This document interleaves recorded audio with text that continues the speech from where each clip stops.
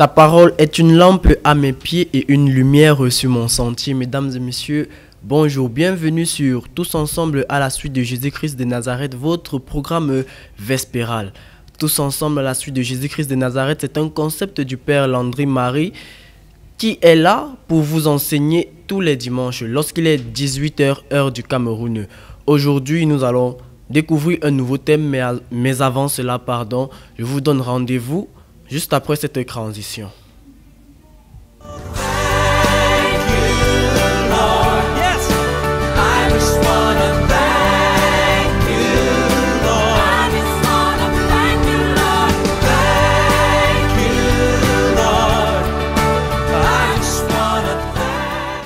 De retour sur ce plateau, comme je le disais dans mes propos préliminaires, nous sommes avec le Père Landry Marie, prêtre exorciste, prêtre orthodoxe et exorciste qui a conçu ce programme dans le but d'édifier le peuple de Dieu, de faire sortir le peuple de Dieu de l'obscurantisme.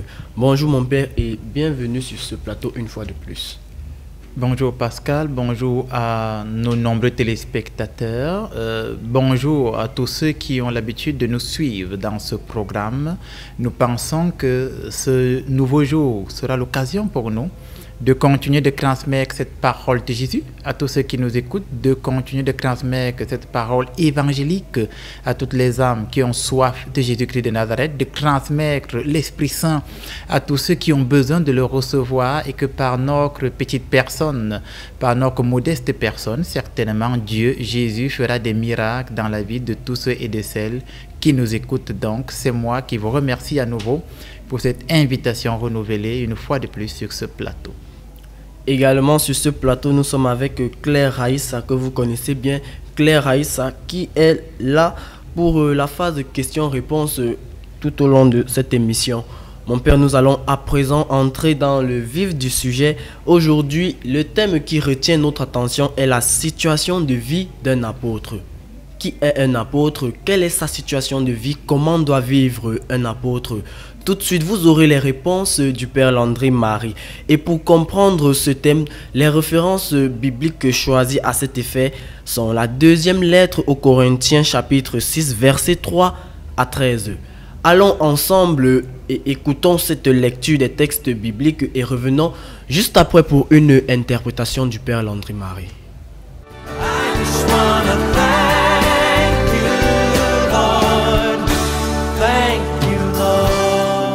Épître de Paul aux Corinthiens, chapitre 6.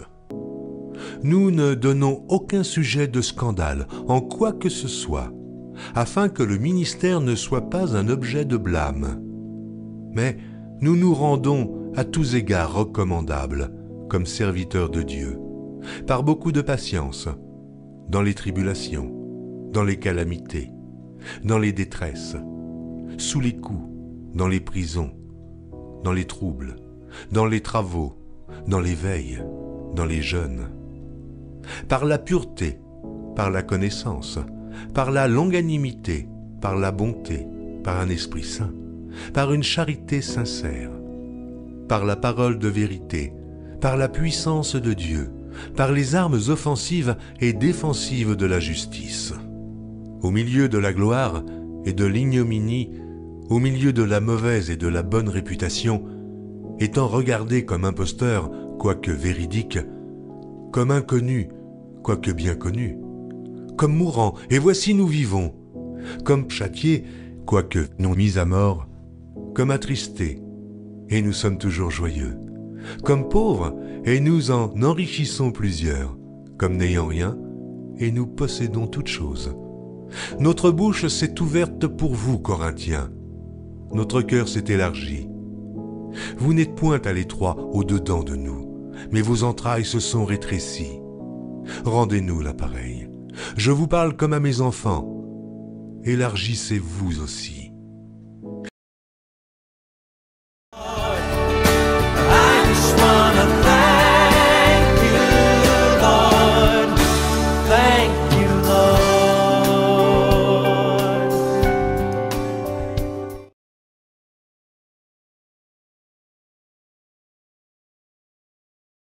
Corinthiens chapitre 6, versets 3 à 13.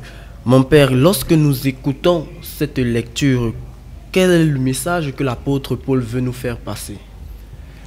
Alors, il est clair que quand nous écoutons cette lecture, l'apôtre Paul, je l'ai toujours dit, un grand intellectuel dans l'Église, il veut nous véhiculer effectivement un message, mais dans cet extrait de texte, le message est assez conséquent et pour mieux en saisir la teneur, il faudrait déjà que nous essayions d'aller étape par étape afin que les uns et les autres n'en soient que plus édifiés et plus étayés.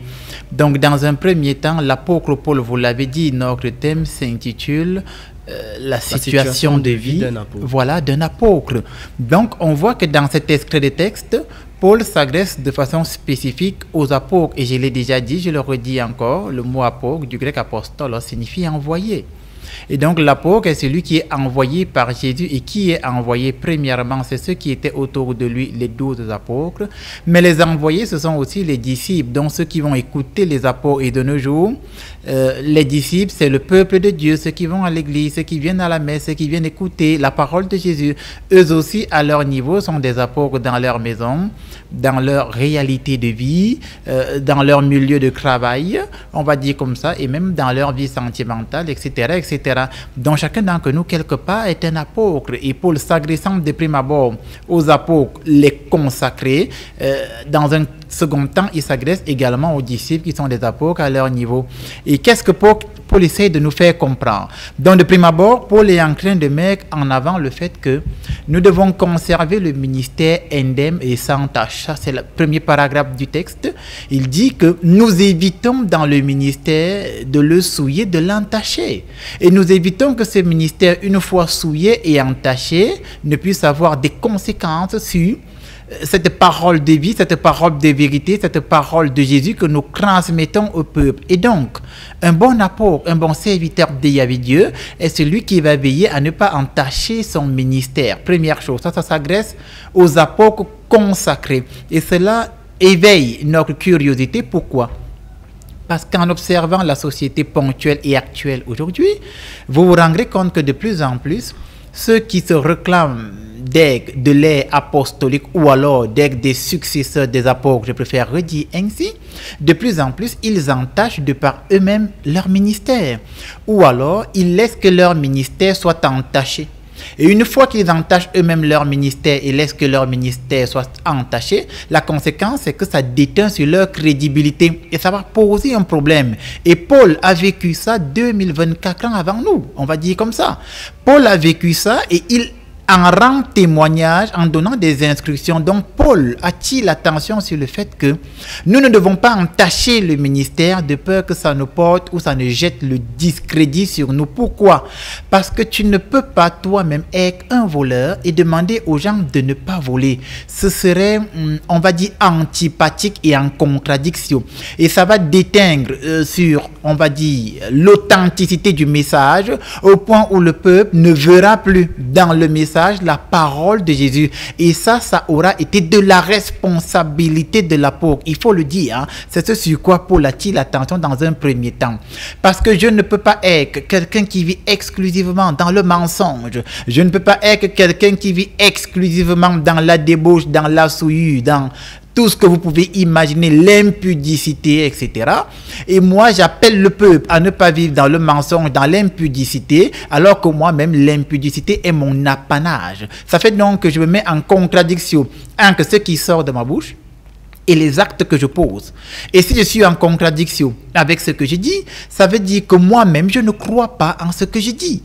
Et si je ne crois pas en ce que je dis, comment le peuple qui m'écoute croirait-il en ce que je lui dis? En d'autres termes, soit je suis un menteur, soit je suis un hypocrite. Et ça, c'est un problème dans la société actuelle. Et c'est pourquoi de plus en plus, nous avons donc des chrétiens de nom, parce que lorsqu'ils observent le ministère de ceux qui leur apportent cette parole de Jésus, dans un, on va dire, pourcentage élevé, c'est un ministère qui est tellement entaché, tellement souillé, que le message du ministère devient du lié inefficace et semble inauthentique. Je dis semble, pourquoi? Parce que la parole de Jésus reste authentique, mais si elle sort d'un ministère souillé, elle semble inefficace et inauthentique. Voilà pourquoi dans la lettre aux Hébreux, l'apôtre va s'exclamer et il va dire, si la masse est bonne, les prémices sont bonnes, et si la masse est mauvaise, les prémices sont mauvaises. Qu'est-ce à dire? Si ceux qui dirigent dégagent une certaine sainteté, une certaine pureté, une certaine vérité, une certaine authenticité, ceux qui les suivent, donc ceux qui suivent les dirigeants, vont aussi s'atteler à devenir des personnes honnêtes, sincères, authentiques. Et à partir de ce moment, la masse étant bonne, les prémices seront bons. Mais si ceux qui dirigent justement ne sont pas bons, cela va déteindre sur la masse et la masse automatiquement ne sera pas bonne. C'est pourquoi, par exemple, moi, j'aime beaucoup, je vais dire, la philosophie bouddhiste. Je ne suis pas bouddhiste, mais j'aime la philosophie bouddhiste. Pourquoi ? Parce que dans les écrits bouddhistes, j'ai déjà dit ici, non, les écrits bouddhistes, ou alors on va dire l'enseignement bouddhiste, on appelle ça le Do-Dharma. Et le Do-Dharma a été mis en exergue parce que celui qu'ils vont appeler Bouddha, Bouddha qui de son vrai nom s'appelle Gautama Siddhartha. Et lui, qu'est-ce qu'il va dire? Il va dire qu'en réalité, il n'y a pas de mauvais élèves, il n'y a que de mauvais maîtres. Et ça doit nous interpeller dans la vie chrétienne. Et Gandhi, qui lui aussi n'était pas un chrétien, on connaît tous Gandhi qui va avoir le prix Nobel de la paix, qui est, on va dire comme ça, de l'orgue des Tibétains, le bouddhisme et tout ça. Gandhi, quand il va découvrir la vie chrétienne, il dira, je n'aime pas les chrétiens, mais j'aime la personne de Jésus. Ça, c'est important. Ça veut dire que Gandhi, qui est un homme de paix, par exemple, qui est d'une autre philosophie, quand il lit ce que Jésus faisait en acte et le témoignage de la personne de Jésus, Gandhi dit « J'aime Jésus ». Mais les chrétiens, c'est pas très intéressant. Pourquoi? Parce que justement, les chrétiens appartiennent à cette masse qui est mauvaise, à cette masse qui écoute, qui ne croit pas, à cette masse qui est en contradiction entre le message qu'on lui véhicule et les actes qu'elle pose. Ça, c'est les chrétiens. Et aujourd'hui, Paul attire de prime abord notre attention sur le fait que le problème va découler de ceux qui transmettent cette parole de Jésus. Ça, c'est le premier mouvement du texte, on va dire comme ça, au sens de l'apôtre Paul. C'est pourquoi il a dit, nous gardons notre ministère exempt de critiques autant que cela dépend de nous. Ça veut dire que autant qu'en tant que nous apôtres, on a la possibilité de rendre un témoignage vrai et bon, nous devons conserver le ministère de façon pure. Et c'est de cette pureté que notre témoignage deviendra efficace. Ça, c'est le premier mouvement du texte. Dans le deuxième mouvement du texte, il continue dans la même lancée. Il dit que c'est la pureté, la connaissance, la largeur d'esprit, la bonté, l'Esprit Saint, la charité sincère, la parole vers la puissance, ce sont les armes offensives et défensives. Ça, c'est important. Donc, je conserve le ministère pur. Ensuite, je vais me consacrer à Dieu. C'est cette consécration à Dieu qu'il appelle la pureté. Et une fois que je suis pur, il continue. Je dois poser des actes de charité sincère. Et dans la première aux Corinthiens, au chapitre 13, il va donner l'hymne à la charité. Et quand Paul parle de la charité, en grec, ça renvoie à ce qu'il va appeler, ou alors ce qu'on va appeler aujourd'hui l'amour. Chaque fois que Paul parle de la charité, dans les écrits grecs anciens, cette charité s'assimile à l'amour. Donc, il dit, je dois poser des actes d'amour vrais et sincères. Donc, pas des actes, on va dire, hypocrite, parce que dans le livre d'Isaïe, on va dire que Dieu a horreur du sang de bouc et de taureau, et par cette acception de Dieu a horreur du sang de bouc et de taureau, par interprétation exégétique, on vous explique que Yahvé, Dieu n'aime pas les gestes liturgiques dans lesquels le cœur n'y est pas. Et un geste liturgique dans lequel le cœur n'y est pas, c'est justement une grande hypocrisie envers soi-même, envers Dieu, et envers le peuple. Et ça, c'est très grave. Et Paul revient donc aujourd'hui dans le ministère pour dire que le meilleur moyen de combattre pour nous les chrétiens, c'est la pureté, c'est de poser des actes de charité vrais et sincères. Et on peut s'interroger à la maison, nous qui sommes des disciples de Jésus, est-ce que nous posons des actes de charité vrais et sincères? Est-ce que lorsque je suis au milieu des gens, j'agis pour le bien commun ou est-ce que je n'agis que pour être bien vu? C'est des questions rhétoriques auxquelles chacun d'entre nous, de nos téléspectateurs, peut répondre. Est-ce que lorsque je suis dans une vie sentimentale pour ceux et celles qui sont mariés, est-ce que lorsque je pose des actes dans ma vie matrimoniale, est-ce que j'essaye d'être bien vu de mon mari, de ma femme, ou est-ce que je le fais par pure bonté? C'est ce que Paul est en train de dire. Et le bon chrétien, la bonne chrétienne, dans une vie sentimentale, va poser des actes par pure bonté, pas pour être bien vu. Et il y a des gens qui, dans la vie maritale, vont essayer d'être bien vus de la belle-mère, vont essayer d'être bien vus du beau-père. Ça veut dire que, en fait, je n'aime pas ma belle-mère, je n'aime pas mon beau-père, je ne les apprécie pas du tout, mais je voudrais être bien vu. Et à partir de ce moment, je vais poser un acte, peut-être pas de charité, mais qui passe pour de la charité. Et je reviens dessus pour dire que c'est une forme d'hypocrisie très élevée. Et Paul est en train de combattre cette façon de faire. Ensuite, Paul dit que nous devons mettre en exergue la puissance de Dieu. Ça, c'est important. Pourquoi? Parce que dans la première lettre de Pierre, lorsque Pierre va s'exclamer, il va dire ceci. Ils vont régner la puissance de la prière et ils ne vont en garder que la forme. Donc Pierre plus tard va rendre témoignage que au milieu du peuple, on va garder la forme de la piété, c'est ce qu'il appelle la forme de la prière, et on va en régner la puissance. La puissance de la piété, c'est pouvoir démontrer que l'Esprit de Dieu agit encore avec puissance dans le quotidien de ceux qui invoquent le nom de Jésus. Mais comment vont-ils démontrer la puissance de Dieu si eux-mêmes vivent dans l'hypocrisie? Et comment vont-ils être des personnes sincères si ceux qui leur ont transmis la parole de Jésus eux-mêmes sont des hypocrites? Vous voyez que c'est une chaîne interminable. C'est ce qu'on appelle en philosophie une régression à l'infini.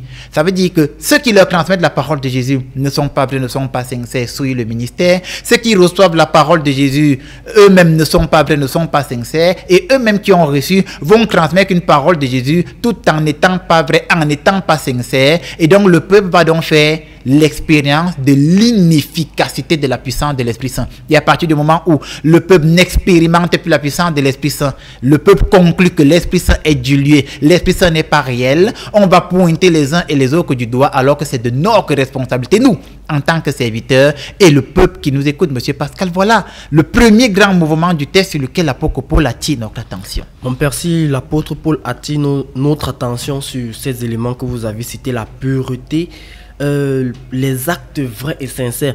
Mais que peut-on dire de ces serviteurs-là, de ces serviteurs de Dieu qui répètent sans cesse que faites ce que je dis, mais ne faites pas ce que je fais?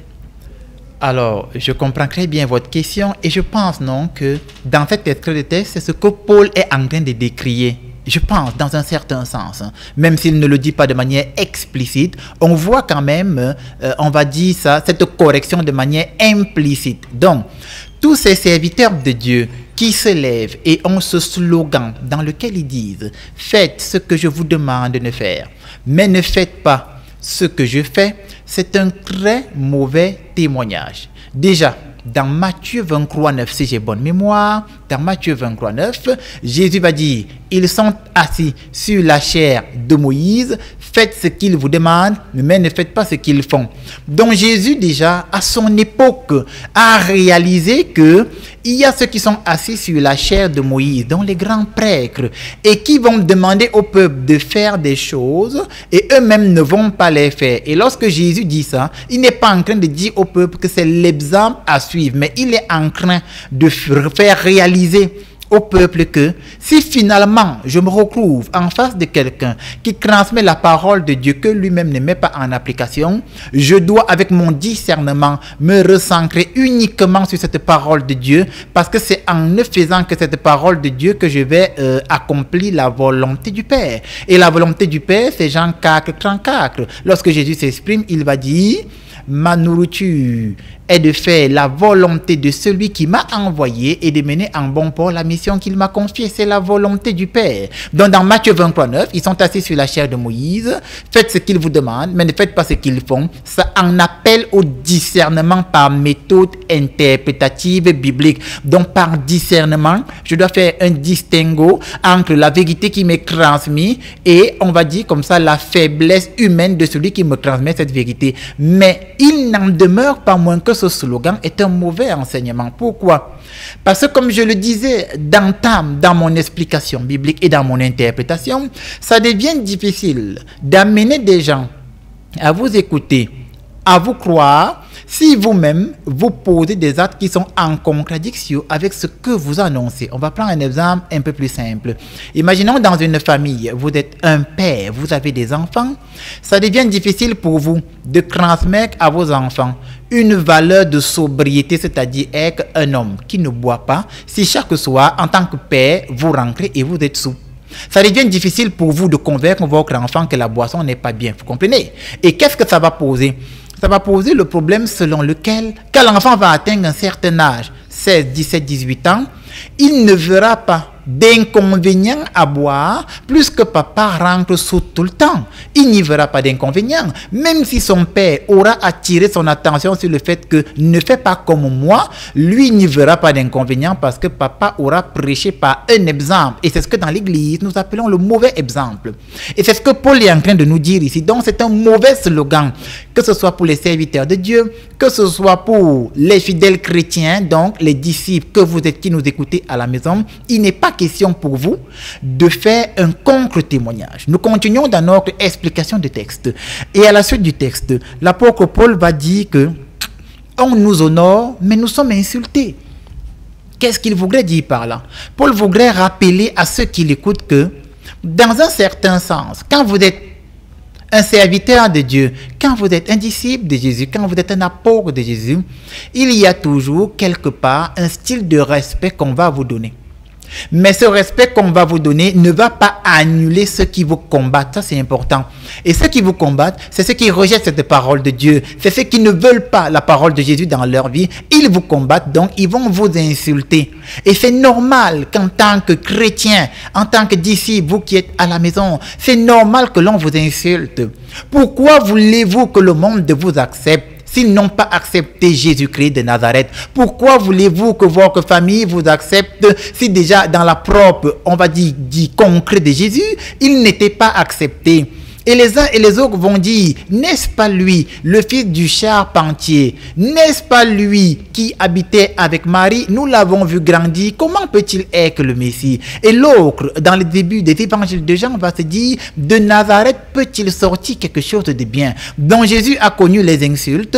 Pourquoi est-ce que le monde ne nous insulterait pas nous aussi? Qui sommes-nous? Est-ce que nous sommes plus grands que le mec? Et toi qui m'écoutes à la maison, est-ce que tu es plus grand que Jésus de Nazareth? Ils ont insulté Jésus, ils t'insulteront. Ils ont rejeté Jésus, ils te rejetteront. Ils n'ont pas écouté Jésus, ils ne t'écouteront pas. Alors il est clair que nous devons nous réjouir dans cette société où nous sommes rejetés parce que nous sommes de Jésus. Et nous devons rendre témoignage de ce Jésus en tout temps et en tout lieu. C'est pourquoi Paul va dire, nous sommes peut-être honorés, mais il ne manque pas de nous insulter. Ensuite, l'apôtre Paul va continuer.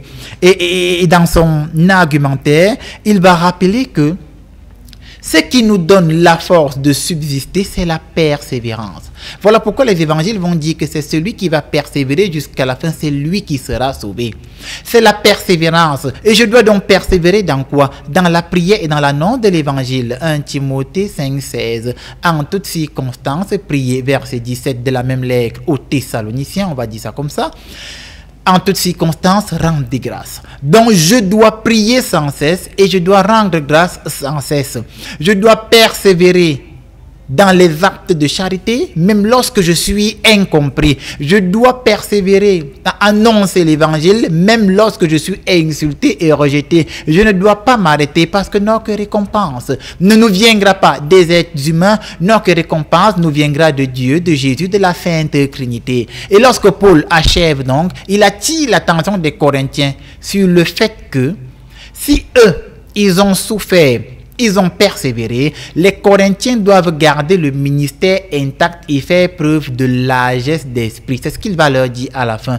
Faites donc preuve de largesse d'esprit. Et faire preuve de largesse d'esprit quand on est un chrétien, c'est commencer de prime abord à ne pas poser des jugements de valeur sur les gens. Nous ne sommes pas là pour juger les autres, mais nous sommes là pour leur montrer un effet de la miséricorde de Dieu. En d'autres termes, ceux qui t'insultent, ceux qui te calomnient, ceux qui te rejettent, tu as le devoir, toi, au milieu de rester pur, de rester saint, de rester sincère, et tu as le devoir de leur pardonner le mal qu'ils te font. En faisant preuve de largesse d'esprit, ce sera un témoignage tellement fort que certains d'entre eux peuvent revenir de leurs actes mauvais et dire « Je voudrais devenir comme toi, quel est ton secret ?» Et tu lui diras « Mon secret, c'est que je suis chrétien, je suis chrétienne, je suis de Jésus. Et comme je suis de Jésus, Galates 5:20, ce n'est plus moi qui vis, c'est le Christ lui-même qui vit en moi. » Frères et sœurs, la parole de Jésus est mon épée, elle est ma flamme. Et je prie que cette parole de Jésus, en ce dimanche, soit pour vous une épée, une flamme, et que vous conserviez votre ministère indemne, que vous conserviez votre vie chrétienne indemne, que vous conserviez votre dignité indemne, même si dans la société dans laquelle tu es, on ne t'augmente pas parce que tu ne couches pas avec le patron, même si dans la société dans laquelle tu es, on ne te donne pas ce que tu mérites parce que tu, on va dire comme ça, ne cèdes pas aux faveurs du patron. Ce n'est pas grave. Il te faut persévérer parce que tu es de Jésus, mon frère, ma soeur. Et Jésus aura le dernier mot. Même si on t'a renvoyé et on te renvoie de cette société, ce n'est pas grave. S'il y avait Dieu nourrit les bêtes dans le champ et arrive à prendre soin des végétaux, à combien plus forte raison ne prendra-t-il pas soin de toi, de tes enfants, de ta famille? Parce que Dieu est le même, hier, aujourd'hui, éternellement. Il ne peut ni se tromper, ni nous tromper. Soyez forts, chers amis, parce que Dieu fera de vos combats, ses combats, et à la fin, la grâce de Dieu sera sur vous. Voilà ce que je pouvais partager avec vous, chers amis téléspectateurs, en ce dimanche. Merci mon père, encore une fois de plus pour ces enseignements. Vous venez d'écouter la lecture la lecture aux Corinthiens chapitre 6 versets 3 à 13 qui nous a permis de comprendre, n'est-ce pas, avec le Père Landry Marie, ce qu'est la situation de vie d'un apôtre. Alors, nous retenons que la pureté, poser des actes de charité vrais et sincères, prier sans cesse et rendre sans cesse témoignage, faire preuve de largesse d'esprit pour être un modèle, sont des qualités là qui nous permettent d'être ou bien de vivre en une bonne situation de vie d'apôtre. Alors mon père, nous allons encore vous remercier une fois de plus pour cet enseignement ce jour. À présent, fidèles téléspectateurs, nous allons passer à la deuxième partie de notre émission qui est consacrée à la phase de questions-réponses. Elle sera dite par Claire Aïssa. Mais avant cela, retrouvons-nous juste après cette transition.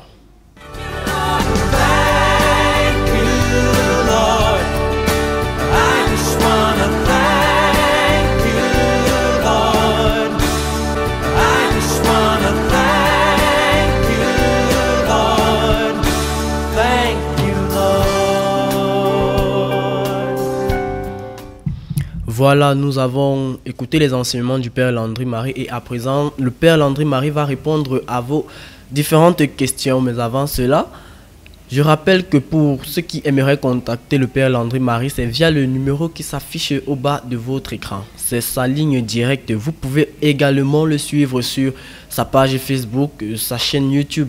Et si vous aimeriez aussi et davantage suivre les enseignements du Père Landry Marie, vous pouvez désormais vous connecter à son compte TikTok où vous allez encore voir d'autres enseignements ou ce que vous avez raté pendant ces dernières semaines. Alors à présent, nous allons passer à la phase de questions-réponses avec Claire Aïssa. Bonjour Claire Aïssa. Bonsoir Pascal, comment vous allez?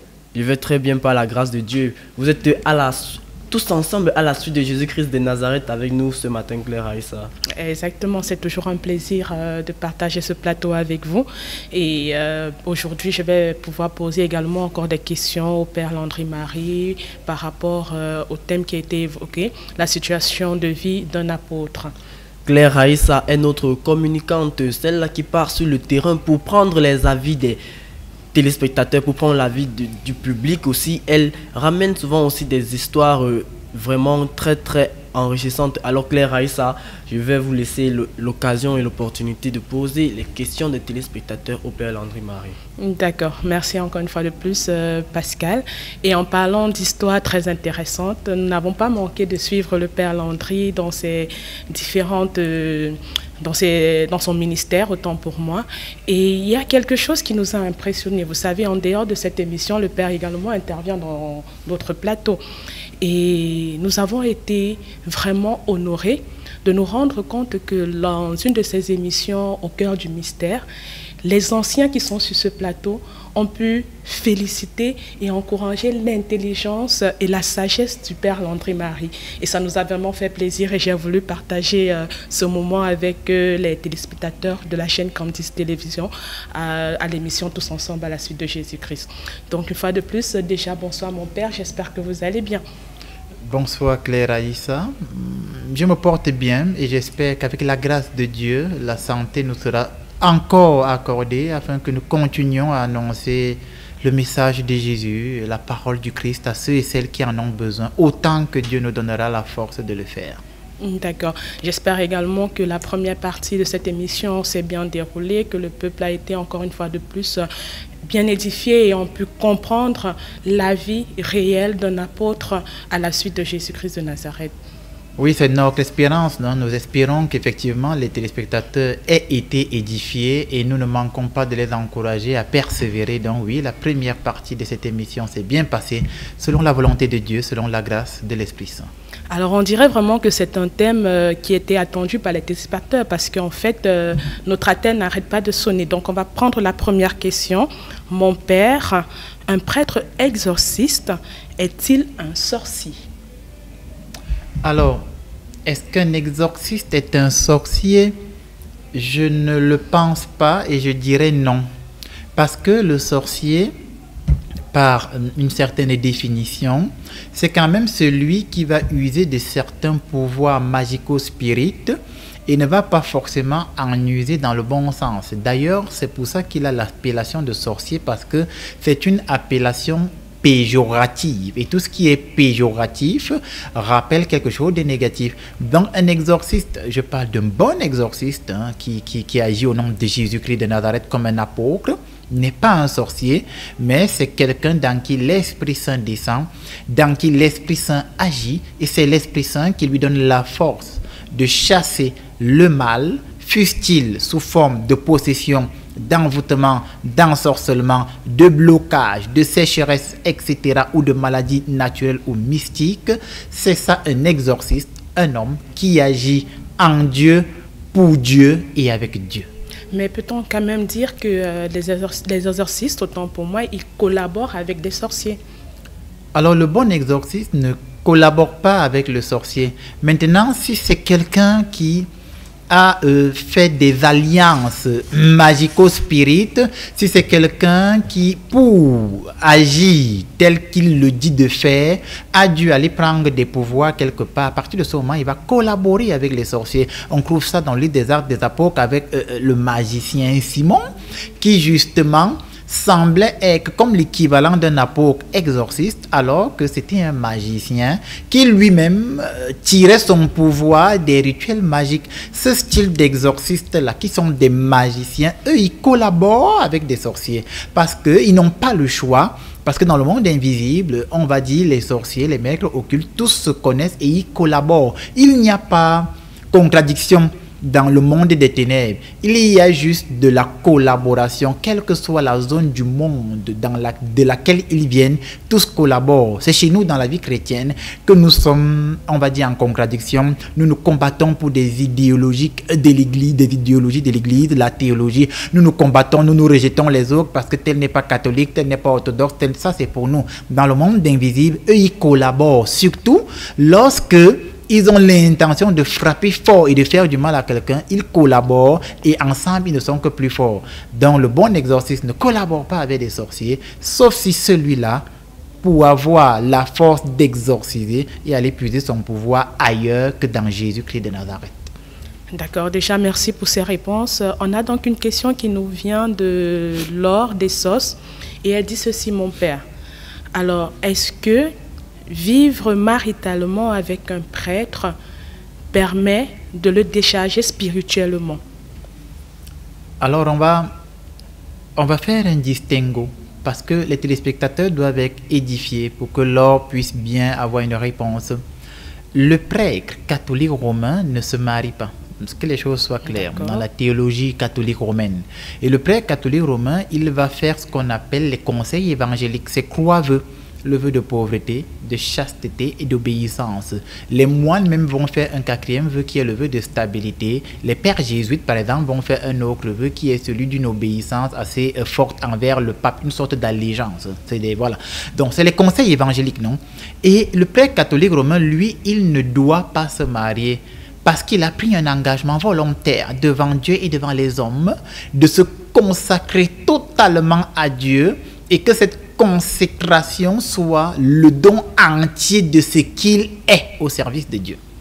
Maintenant, le prêtre orthodoxe comme nous, par exemple, nous gardons la tradition de l'Église qui consiste en ce que le prêtre peut très bien agir dans la vie sacerdotale sans que cela soit en contradiction avec une vie maritale. Le prêtre orthodoxe peut se marier et à partir de ce moment, ça fait une distinction entre le catholicisme romain et l'orthodoxie en général. Maintenant, revenons sur la question de l'or. Est-ce qu'une femme qui est en relation avec un prêtre peut le décharger spirituellement? Est-ce qu'elle peut le décharger spirituellement? Alors, la réponse est assez complexe et délicate. Et je vais aider les uns et les autres à comprendre.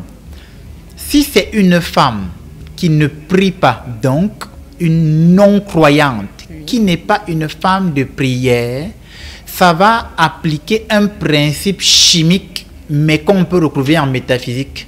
En chimie, il y a ce qu'on appelle le principe des vases communicants. Je vais expliquer.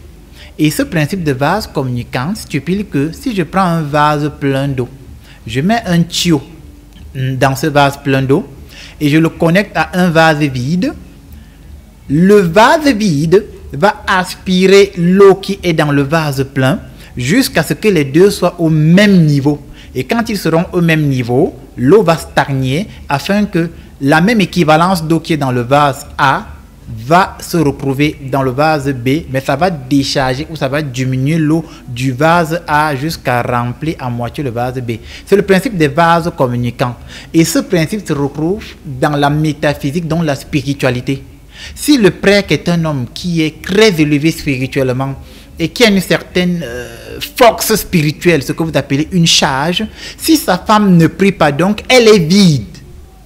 Une partie de la force spirituelle ou de l'énergie de ce prêtre va être déchargée pour remplir son épouse. Et ce sera là la problématique. Voilà pourquoi la femme du prêtre doit être une femme de prière, afin qu'elle-même elle soit pleine spirituellement, le prêtre lui-même plein spirituellement, et à partir du moment où les deux sont ensemble, ils deviennent une force qu'on ne peut pas renverser.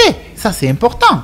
Maintenant, je pousse même le bouchon loin. Si maintenant la femme non seulement ne prie pas, mais en plus c'est les forces ténébreuses, les forces occultes, là alors c'est plus grave. Elle ne va pas seulement diminuer l'énergie spirituelle du prêtre, elle va absorber ce qu'il a totalement. Parce que les ténèbres vont se servir d'elle pour assécher la force spirituelle du prêtre. Et ça, c'est très grave parce que lui, même s'il n'est pas vigilant, il ne s'en rendra pas compte et à un moment donné, il deviendra vide. Il ne pourra donc plus transmettre au peuple une certaine onction parce que la femme qu'il a mise à côté de lui, si elle sait les forces ténébreuses, elle va l'aspirer et l'absorber. Mais de façon simple. Une femme qui prie normalement et qui est dans la vie d'un prêtre ne le décharge pas. C'est si elle n'est pas une femme de prière que ça va commencer à poser problème. Alors, d'accord, déjà merci. J'espère que Laure a pu répondre à sa question. Mais sa question avait deux volets, mon père. Ça, c'était la première. La seconde était de savoir, est-ce qu'un prêtre ferait mal d'avoir une femme dans sa vie? Est-ce qu'un prêtre fait mal d'avoir une femme dans sa vie? Oui, d'être en relation amoureuse avec une femme. Voilà. Si le prêtre là a fait vœu de célibat, ça veut dire qu'il a prononcé parmi les trois conseils évangéliques le célibat consacré, la chasteté consacrée. À partir de ce moment, il n'y a pas de débat, il fait mal.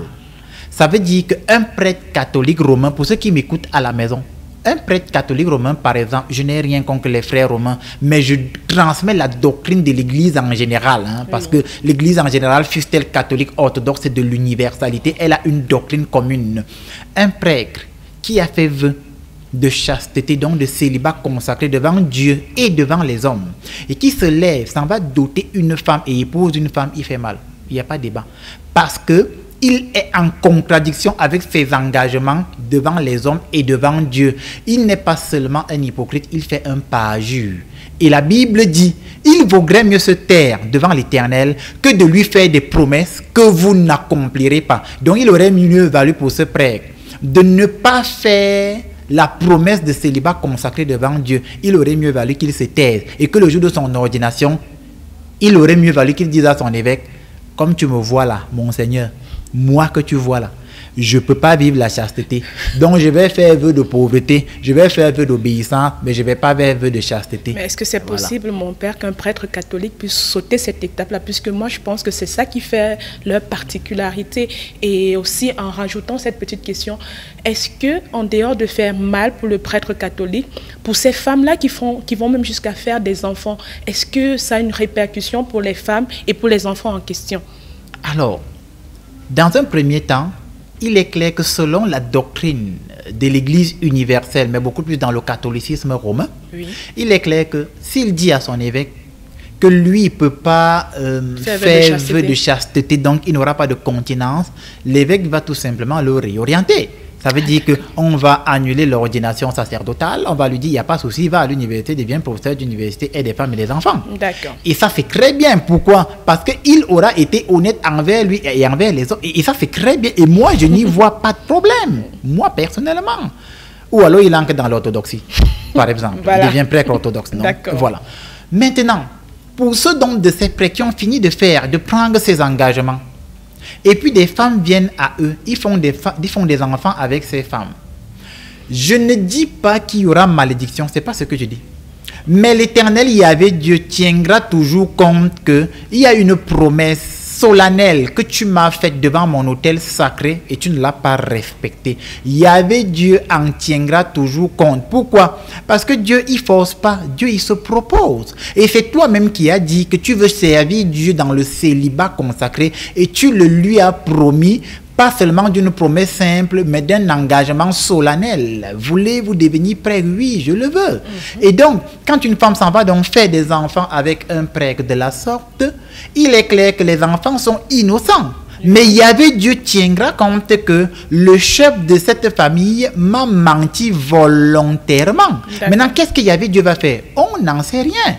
On n'en sait rien. Est-ce qu'il va châtier un peu le serviteur de Dieu? Est-ce qu'il va châtier un peu la femme? Est-ce que ce seront sur les enfants? On n'en sait rien. Mais Dieu est un juste juge. Donc, il va agir de telle sorte qu'on saura que quelque part, il y a quelque chose qu'on m'a promis, on ne me l'a pas donné et il ne manquera pas de manifester, peut-être pas son mécontentement, mais le fait que ce monsieur qui se disait d'être un prêtre consacré au célibat n'a pas respecté ses engagements. Et moi, personnellement, de mon expérience sur le terrain, je peux rendre témoignage que il y a quand même beaucoup d'enfants de prêtres qui ont souvent un genre de problème bizarre. Moi, je peux rendre témoignage. Hein. Je ne dis pas tous, non, c'est pas ce que je dis. Mais il y a beaucoup d'enfants de prêtres, je parle de ceux qui sont de la souche catholique romaine, pas orthodoxe, qui ont souvent des problèmes bizarres. Hein. Nous, à une époque, on a quand même fréquenté avec des gens qui te disent « Mon père, c'est l'abbé tel ». C'est assez scandalisant, hein, voilà. Ou bien mon père, c'est le prêtre tel. Et vous voyez dans son acte de naissance, c'est le nom du prêtre qui y est marqué. Vous comprenez? Voyez? Donc, il y a beaucoup de choses comme ça. Et puis, plus on a grandi, plus on a vu des choses bizarres leur arriver et tout, parce que son père a pris des engagements devant Dieu qu'il n'a pas respecté. C'est ça. D'accord. Alors, très rapidement, on va prendre la question de Théo depuis Douala, qui nous dit « Mon père, je voudrais savoir pourquoi est-ce que pendant la messe, les prêtres au jour d'aujourd'hui n'impactent plus par rapport aux sorciers qui viennent faire la messe, qui viennent communier ou quoi que ce soit, et ça ne leur fait pas de mal et que rien n'arrive à ces sorciers-là. » Alors, si j'essaie de synthétiser la question, la personne essaye de nous dire que il constate, Théo, hein, il essaie de nous dire qu'il constate que lorsque le prêtre dit la messe, de plus en plus, il y a des gens qui sont même dans la sorcellerie qui assistent à la messe. Exactement. Et rien ne semble leur arriver. Ils sont donc là et ils demandent pourquoi la messe semble ne pas avoir ou ne plus avoir l'impact spirituel que ça devrait avoir. Alors il faut savoir que, de prime abord, chaque église est supposée avoir un cercle de protection. Là, on entre dans la haute métaphysique. Ça veut dire quand vous voyez une paroisse, normalement, et là je parle de ce qui devrait être ou ce qui était à l'origine. Quand il y a un lieu de prière, une paroisse, une cellule de prière, une chapelle, normalement à partir du moment où on a consacré l'autel et que le prêtre vient y officier, il y a un cercle de protection fort, intense, qui est autour de la paroisse. C'est comme une chaîne d'anges et d'archanges qui est autour de la paroisse. Et cette force spirituelle ne permet pas aux sorciers d'ancrer, en fait, normalement. Oui. Le problème intervient à partir du moment où on a souillé le temple de Dieu, en fait. Et ça, c'est problématique. Et comment on souille le temple de Dieu? Lorsque celui qui dit la messe lui-même d'abord est pédé. Ça, c'est un problème. Directement, il brise la protection autour de la paroisse. Et qu'est-ce qui se passe? Le mal peut ancrer. Le sorcier peut donc désormais venir s'y asseoir. Ça, c'est un exemple. Ou le prêtre est pédophile. C'est problématique. Ça brise la feinte protection autour de la paroisse. Ou encore, le prêtre est un magicien. Ça veut dire qu'au lieu de travailler avec l'Esprit Saint, il fait des rituels magico-spirites. Et à partir de ce moment, il a chassé la présence des anges autour de la paroisse. Et donc, les sorciers peuvent donc y ancrer et y demeurer. Et c'est problématique. Et ça, c'est donc ce qui peut expliquer qu'on se retrouve dans des paroisses avec des grands sorciers, entre guillemets, qui y sont assis. Et il est là. Et quelquefois, il vient même communier au corps sang de Jésus. Parce que la force d'onction qui doit être dans le précieux corps de Jésus n'y est plus. Je n'ai pas envie de dire que ce n'est plus le corps du Christ, parce que si je dis ça, ça va choquer certains. Mais dans la lettre à Tite, l'apôtre Paul va dire que tout est pur pour qui est pur. Ça veut dire que celui qui n'est pas pur, ce qu'on lui donne devient impur. Donc, le problème, c'est nous, les serviteurs de Dieu, qui justement avons souillé la maison de Dieu avec nos incongruités, avec nos souillures, avec notre propre impureté. Ce n'est pas Dieu le problème. Dieu, il reste pur. Et quand on te consacre prêtre, Dieu te donne cette pureté, cette force. Et à partir du moment où tu la perds, le sorcier peut s'asseoir à côté de toi. Et à partir de ce moment, donc, pour répondre à Théo, les églises deviennent vulnérables et les sorciers arrivent à s'y asseoir et rien ne semble leur arriver parce que quelque part, nous avons souillé la maison de Dieu. Il est donc question pour nous, les prêtres, de nous remettre en question et de nous reconsacrer véritablement à Jésus en esprit et en vérité, afin que par la simple consécration du prêtre, totalement à Dieu et totalement à l'Esprit Saint, lorsqu'il va célébrer une sainte messe simplement, oui, que la simple messe ne permette plus que des sorciers assistent et demeurent. Un jour, dans un village, on m'appelle pour dire une messe de deuil. J'arrive dans le village, et comme il bavardait beaucoup dans le village, et comme il bavardait beaucoup, là, il me fatiguait. Oui. Alors, qu'est-ce que je leur dis? Je leur dis, voici ce qu'on va faire. Pendant la messe, là, je vais faire une prière consécratoire spéciale pour que le corps de Jésus, là, ait un effet de telle sorte que si quelqu'un est sorcier, quand il communie, il tombe, il meurt. Et la réaction a été directe. Ils n'ont pas communié? Ils ne sont pas venus communier. C'était simple pour eux. Pourquoi? Parce qu'ils se sont dit, nous on connaît le Père Langré, c'est un exorciste. Et ils se sont dit, si le Père Langré que nous on connaît fait ce style de prière-là, ça peut devenir trop grave. Ils sont restés assis. Et du coup, la partie de la communion est vite passée. Et moi, j'ai béni Dieu parce que j'avais une autre messe à dire. Je suis parti ailleurs très très vite. Vous voyez? Oui. Donc, je veux faire comprendre que nous devons nous remettre en question, nous reconsacrer à Dieu afin que le peuple, comme le disait le texte, puisse expérimenter à nouveau la puissance de Dieu et que le peuple rende témoignage. Nous devons donc chasser le mauvais grain de la maison de Dieu afin que la maison de Dieu ne reste qu'avec des bons grains. Alors, déjà, ce qu'on peut retenir, c'est qu'il ne faudrait pas sortir avec des prêtres catholiques romains, surtout qui ont fait vœu de chasteté. Oui, il ne faut pas, je ne mâche pas mes mots, on ne sort pas avec un prêtre qui a fait vœu de chasteté, sinon on l'engraine au péché, et on ne se marie pas avec un prêtre catholique romain, on l'engraine au péché. Mais est-ce que chez les orthodoxes également on peut faire vœu de chasteté, mon père? Alors, dans la vie orthodoxe, c'est les moines qui font vœu de chasteté. Parce que dans l'orthodoxie ancienne, nous, on a fait beaucoup d'adaptations. Mais dans la doctrine orthodoxe ancienne, moi, j'ai étudié l'orthodoxie ancienne. J'ai été jusqu'à chez les Coptes orthodoxes, qui est l'église orthodoxe d'Égypte ancienne. C'est dans le monastère qu'on choisissait l'évêque, en fait, dans l'orthodoxie ancienne. Parce qu'on estimait que le poids du diocèse est lourd.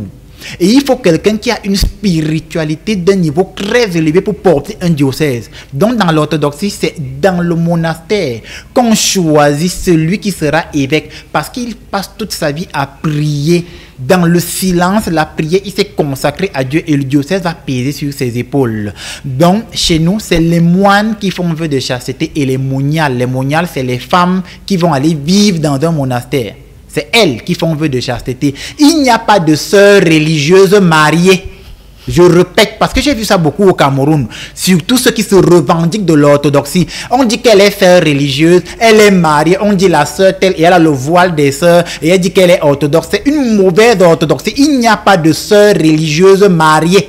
Si tu te maries, marie-toi. Si tu es sœur, tu es consacré totalement à Dieu. Ce qu'on appelle les consacrés du Seigneur, qui rappellent dans la doctrine juive ce qu'ils appelaient les vierges du Seigneur. Voilà. D'accord. Alors, le temps nous tient à la gorge. Il y a d'autres questions, mais ça sera sûrement pour la prochaine fois.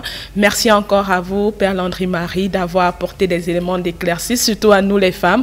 On sait maintenant comment se tenir lorsqu'on a un prêtre en face de nous et pour ne pas avoir avoir un impact sur notre quotidien. Merci pour ces réponses. J'espère que Théo et Laure ont été également bien édifiés dans ce sens-là. Merci Pascal également de m'avoir encore invité. J'espère que la prochaine fois, on aura plus de temps parce que les questions, elles font qu'arriver pour pouvoir encore plus répondre à nos chers internautes. Merci Claire, merci pour ces investigations que tu fais sur le net, sur la ligne du Père Landry-Marie, sur ses réseaux sociaux et aussi sur le terrain. Nous sommes ainsi arrivés au terme de notre émission, mais avant de partir, le Père a toujours un cadeau là qu'il offre à tous ceux qui ont des problèmes spirituels, qui ont des maladies incurables, ceux qui ont des problèmes de sécheresse financière et ceux qui ne trouvent pas solution, ou alors ceux qui ont subitement un bouleversement de leur quotidien, de leur vie dans tous les domaines. Alors le Père Landry-Marie va prier pour vous. Très bien, nous fermons les yeux, nous baissons la tête, nous prions. Seigneur, je prie pour tous ceux qui ont regardé ce programme à cet instant, au moment où je lève la main. Je commande et j'ordonne que ceux qui leur faisaient du mal s'éloignent de Dieu. Je commande et j'ordonne que les sorciers de leur famille perdent toute autorité dans leur famille. Je commande et j'ordonne que tout envoûtement ou ensorcellement déclenché et déclaré contre eux soit de nul et de sans effet. Que par mon bras qui est élevé, Seigneur, à cet instant même, le démon, le diable, Satan qui rôde dans les familles chrétiennes soit chassé et extirpé au nom puissant de Jésus-Christ de Nazareth. Je prends donc autorité sur vous qui avez regardé ce programme à cet instant et j'ordonne que toute maladie incurable et chronique au niveau du ventre, du bas du ventre, des organes les plus internes sortent de votre corps par air et par liquide au nom de Jésus-Christ. Je commande et j'ordonne que celles qui n'arrivaient pas à enfanter, que ces entrailles s'ouvrent à nouveau et qu'elles puissent enfanter au nom de Jésus-Christ de Nazareth. Enfin, je commande et j'ordonne en lieu et place que toute cette prière que nous venons de faire soit le moyen par lequel le peuple soit délivré et restauré au nom du Père et du Fils et du Saint-Esprit. Merci mon Père d'avoir prié pour tous les cas désespérés et même aussi pour ceux qui sont en bonne santé, parce que tout le monde mérite la bénédiction du Seigneur. Fidèles téléspectateurs, c'est ainsi que s'achève cette émission. D'ici là, soyez bénis et que Dieu ne cesse de vous abonder en bénédiction.